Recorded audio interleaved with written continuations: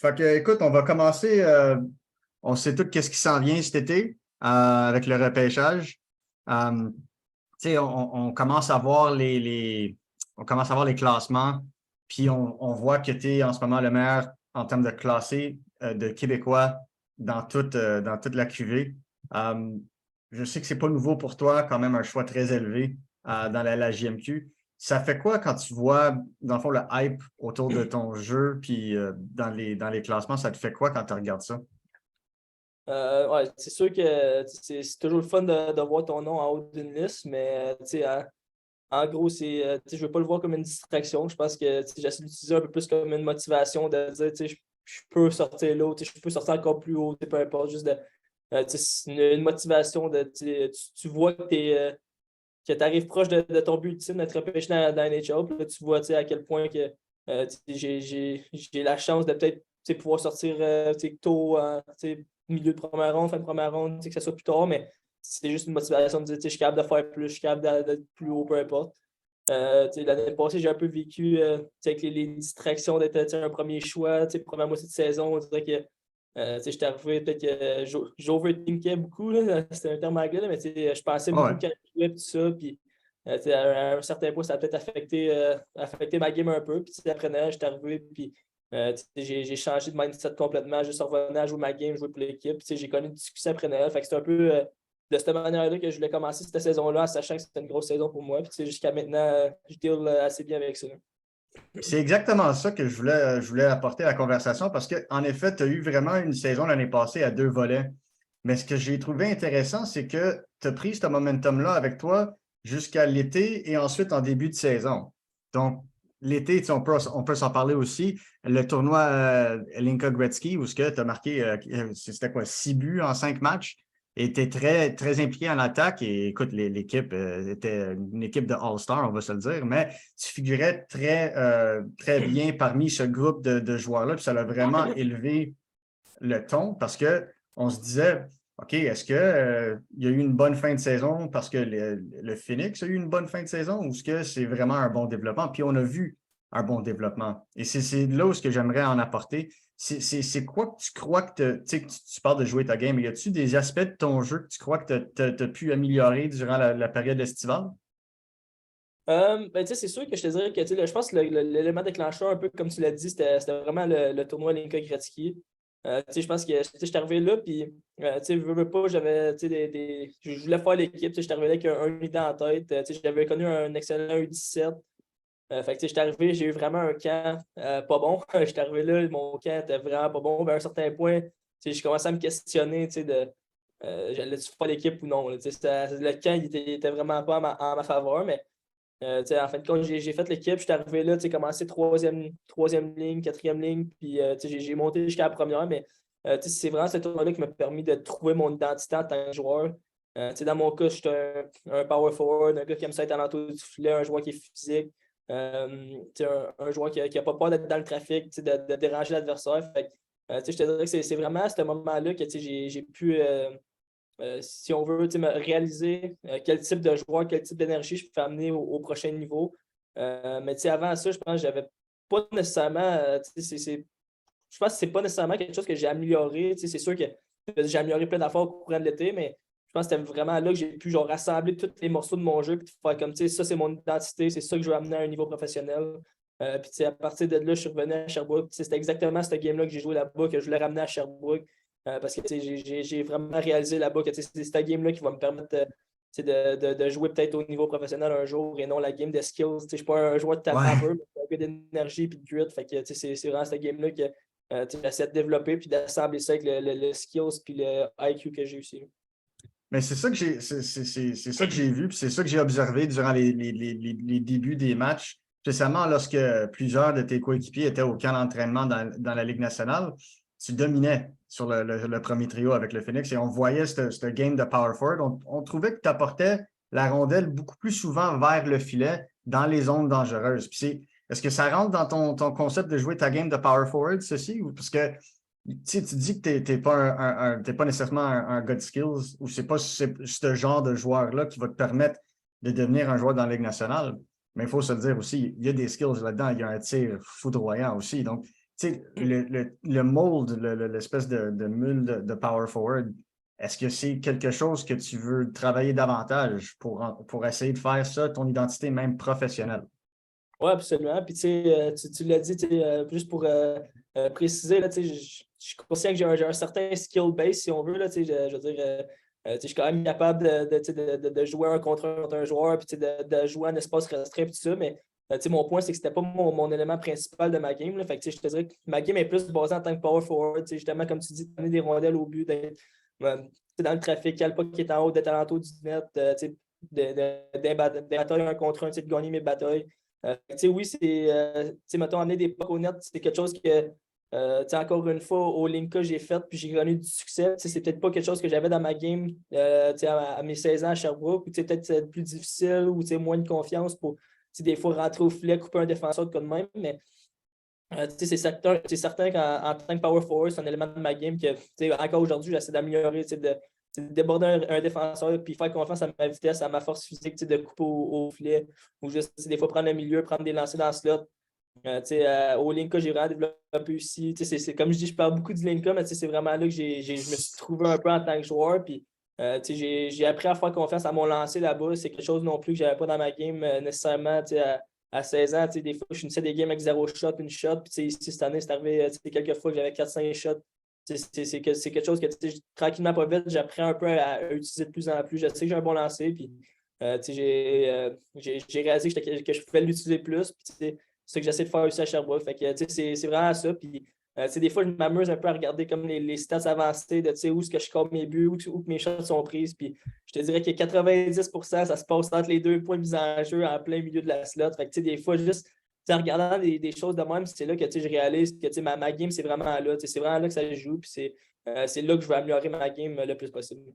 C'est ironique parce que je m'en allais directement là. En termes des stats avancées, puis où est-ce que tu fais beaucoup de ton damage, on parle, oui, de la zone restreinte devant le filet, mais aussi en transition. C'est ça que j'ai trouvé intéressant. Parce que tu as un bon taux de réussite de sortie de zone défensive, mais aussi d'entrée de zone offensive. Donc, oui, il y a l'aspect de causer tout le trouble dans la zone payante, mais aussi d'apporter la rondelle dans la zone payante. Puis c'est cet aspect-là, je veux juste essayer de regarder un petit peu parce que c'était quelque chose qui manquait aussi dans ton jeu l'année passée, mais que tu as pu apporter, puis tu apportes de plus en plus cette année. En termes de, tu sais, il y a le patin, il y a l'explosion, il y a la capacité de protection de rondelle. C'est quoi que tu regardes ou c'est quoi que tu essaies de faire en entrant dans une zone qui rend aussi bon ton taux de succès? Je sais que c'est difficile à dire, mais exemple, quand tu rentres dans une zone one-on-one, t'essaies-tu de battre le gars ou t'essaies-tu de garder possession de la rondelle pour ensuite faire le jeu? Ouais, ben, pour commencer, maintenant avec le D-Zone, je pense que j'ai parti l'année passée, c'était ma première saison que je jouais à l'aile. Fait que c'est sûr que à ce niveau-là, peut-être à 16 ans, j'avais un petit peu plus de difficulté à trouver mes repères sur le long des bandes. Des fois, des breakouts. À 16 ans, tu vois un défenseur Ah ouais. maintenant pitcher. Des fois, c'est sûr que veux pas, tu y penses, tout ça, mais j'ai vraiment, du début à la fin de la saison, l'année passée, j'ai progressé. Puis encore cette année, comme tu dis, mes stats, justement, ces sorties de zone, tout ça, sont au-delà de ce qui était l'année passée. J'ai vraiment appris à me faire confiance et bandes. Des fois, à juste garder la puck, prendre un ou deux steps de plus, trouver un jeu à la place de juste tout le temps chipper le puck. Fait que, c'est sûr que c'est quelque chose que je voulais améliorer beaucoup. Puis, en entrant dans la zone, ça fait partie d'une game de power forward, amener le puck dans le fond de la zone. Puis, c'est quelque chose justement que j'essaie d'amener, de dégager une certaine confiance avec le puck. Quand tu rentres dans la zone, de pas juste penser une affaire, de juste passer à déborder puis attaquer le net. Je pense que je suis un power forward qui veut amener le puck au net, mais je suis capable aussi de faire des jeux, de trouver des gens en rentrant dans la zone. Ici, justement, avec Steph Julien, c'est quelque chose qui m'a aidé beaucoup avec ça, en rentrant dans la zone. Souvent, j'avais encore de temps en temps, ça m'arrive, mais le réflexe de juste ralentir, essayer de trouver un jeu dans le milieu comme même. Mais tranquillement, pas vite, j'essaie d'avoir plus d'explosion, plus de speed en rentrant dans les zones pour justement pouvoir me créer un gap avec les défenseurs où tu t'accélères en rentrant, tu ralentis, là, tu prends le milieu parce que le défenseur il est rendu plus loin, tu t'ouvres l'espace. C'est vraiment là que j'essaie d'amener ma game à un autre niveau, je pense, sur des petits détails comme ça. C'est banal un peu, des fois, des rentrées de zone, mais ça peut changer une game au complet. Puis, Dans mon cas, c'est vraiment ça que j'essaie d'améliorer. Tous les petits détails autant sur le long des bandes que des rentrées de zone, en zone nulle, d'avoir plus de vitesse. C'est tous des aspects que j'essaie d'améliorer ma game. Oui, mais on le voit de plus en plus, ce fameux entrée de zone et la façon dont la première décision rendue en entrée de zone change toute la complexité de la capacité de produire de l'offensive. Donc, c'est intéressant de voir, dans le fond, la façon que tu le vois, puis la façon que Stéphane aussi est en train de vous en apprendre. J'ai eu un peu la même conversation avec Joshua Roy l'année passée, quand il me parlait de son évolution. Puis c'est un peu, je dirais pas un peu le même parcours, parce que tu as eu, disons, plus de succès plus vite, mais je dirais que c'est un bon idole pour toi ou un bon modèle pour toi en termes de sortir, disons, vraiment haut dans le repêchage de la JMQ, mais de continuer à travailler sur sa game pour ensuite s'assurer d'être un joueur de la Ligue nationale. Donc, en jouant à côté de lui puis en apprenant de lui, ça fait quoi pour toi dans ta game? Est-ce que tu as pu prendre quelques aspects de son jeu et l'ajouter, mettons, à ton arc à flèche pour essayer d'être plus complet, exemple? Pour être honnête, je pense que moi et Josh, on est deux joueurs qui est pas mal à l'opposé. Fait que Exact. c'est sûr que je pense que s'il y a un aspect de sa game que des fois je regarde puis j'essaie d'amener un peu, c'est son calme avec la rondelle, à quel point que il joue puis tu le vois, il est tout le temps calme, mais que ce soit en prolongation, il y a le puck sur la palette, il dégage une certaine confiance avec le puck puis tout ça. Puis c'est peut-être une chose que j'essaie de des fois amener à ma game, mais sinon, Josh, c'est un joueur qui a beaucoup de skills, un gars qui ralentit le jeu, mais il n'y a pas beaucoup de monde qui ont cette capacité-là de ralentir la game mettons, en zone neutre, à rentrer dans la zone, mais lui, il le fait, puis ça marche, puis c'est le même qui joue, puis il connaît du succès de même, mais dans mon cas, je pense que c'est pas vraiment le genre de game qui fit nécessairement avec le mien, dans le sens que moi, je suis plus un gars de. Justement, moi, je pousse le pace, power forward, drive le net. Josh, c'est un joueur qui justement il a capacité de ralentir le jeu, trouver des jeux, trouver des lignes de passe. Puis c'est ça qui fait son succès. Fait que, ça, c'est une chose, mais c'est sûr que Josh a été bon pour moi aussi. Comme tu l'as dit, c'est un premier choix lui aussi. Quand je suis arrivé à Sherbrooke ici, c'est un des premiers gars qui est venu me voir et qui m'a donné un peu une certaine confiance, me faire sentir bien. Quand les choses allaient moins bien, des fois, il venait me voir et c'est inquiète pas, ça va remonter, j'ai passé par là, ou des petits cues des fois pour gérer justement la pression à l'extérieur, tout ça. C'est sûr que je te dirais plus hors glace qui a été Ouais. un élément très important pour moi dans tout ce qui est préparation mentale, gérer la pression, tout ça, il a été excellent pour moi. Et je voulais, on parle de ton style de power forward. Je voulais juste te demander, est-ce que tu as un joueur en particulier de la Ligue nationale que tu regardes pour essayer de modeler ton jeu en tant que tel? Ouais, je pense souvent de Brady Tkachuk. Je pense que Brady Tkachuk, c'est sûr que avec le talent qu'il a, je pense qu'il n'y a pas le choix d'être sur une première, deuxième ligne, mais c'est un joueur que tu pourrais facilement mettre sur une troisième, quatrième ligne. Puis, il est capable de s'adapter. Il y a la grit, le physique pour jouer sur une troisième, quatrième, mais il y a le skills, puis le poise avec le puck de jouer sur une première, deuxième ligne. Puis, c'est un peu ça que j'essaie d'amener à ma game, d'être versatile, de jouer dans plusieurs situations, autant jouer sur une deuxième, première, deuxième ligne, comme je l'ai fait au Linka Gretzky, avec des joueurs talentueux, skills, des snipers. D'être le joueur qui check, met de la pression, qui récupère les rondelles, qui trouve des passes. C'est ça, je pense que ma game peut amener. Fait que, c'est une chose que Brady Tkachuk, je pense, qu'il peut faire assez bien. Puis, sinon, juste à quel point il est dangereux en taux du filet. C'est un joueur qui est physique, il est dérangeant. Tu vois visiblement les autres équipes qui n'aiment pas ça jouer contre lui. Puis, c'est quelque chose que moi aussi, je veux. Quand tu joues une game, que je sois dans la tête des défenseurs, si lui dompe le puck, il vient dans mon coin, mais ça se peut que ça fasse mal. Puis, des fois, ça crée des revirements, des choses de même. Fait je pense que c'est vraiment un joueur que j'aime regarder, mais que aussi, il joue de la bonne manière, il joue comme un pro. Puis, je pense que c'est un peu le genre de game que je pourrais amener à un prochain niveau.